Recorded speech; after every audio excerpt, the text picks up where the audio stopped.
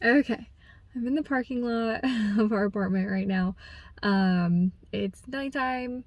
I We gotta talk leadership because I have been kind of stewing all day about what happened to me at work this morning. So sorry the lighting's really bad, but um so I showed up to work this morning and I was doing heart of house, which is like receiving all of the incoming shipments of merchandise and drinks and food and stocking the floor and making sure the back room is all stocked as well. So I arrive at 5 a.m., as you're familiar with, and usually on Thursdays there's a team of us there because it is a lot. It's just, we usually get bombarded with pallets of merchandise, and it just takes a whole team to get it put away within the 8 hours that we have. So I show up, and there's two trainees and one other person. And I'm like, what the heck? What's going on? So one of the other trainers didn't show up today. And the trainer that was there, the other person, said he might be taking the trainees to go teach them how to drive the pallet rider. So I was like, that's not okay with me. I am not doing this all by myself here today. I don't know how many pallets we're receiving, but I cannot do that all by myself. That is unreasonable, and I will leave if that's the case. I will take a write-up. I will take a point. I don't care. I am not doing that all by myself. Maybe that sounds a little dramatic, but I am like a nice person, and I generally try to be loyal to I do try to be loyal to people. And I've been burned by the Disney company a few times, and I'm just kind of done with the crap that I deal with sometimes. This sounds horrible, and I'm really kind of ranting right now. I do like my job sometimes. Anyway, I was basically threatening to leave. I was like, I don't have to be here. And so it was decided that the other cast member who was fully trained would do the pallet rider, which is basically who brings us all of the pallets of merchandise.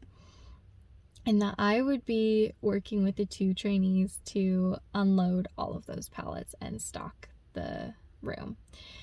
So I basically acted like a trainer today. I did not get paid the extra trainer pay. I just had to do the work. But here's what bothers me about that situation more than anything. Our supervisors are called leaders. So there's the cast members, then there's coordinators, which are kind of over like the general operations of the day, and then there's leaders, which are over the entire operation and like scheduling and all the cast members. So one of the leaders like comes up to me today and she's like, I don't know why they didn't schedule anybody else to help you today. We got to figure that out. And I'm like, yeah, you do.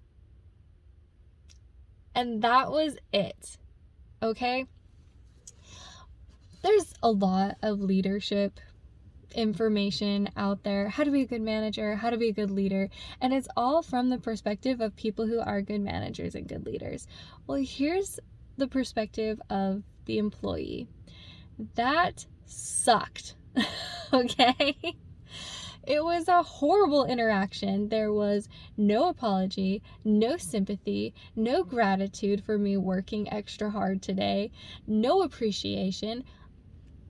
I felt like I was completely dismissed. I wanted to walk out right then. I was like, I'm done. I don't have to put up with this. If you're not going to be grateful for the fact that I'm even here when you guys didn't schedule enough people to be here, then why should I care? You know?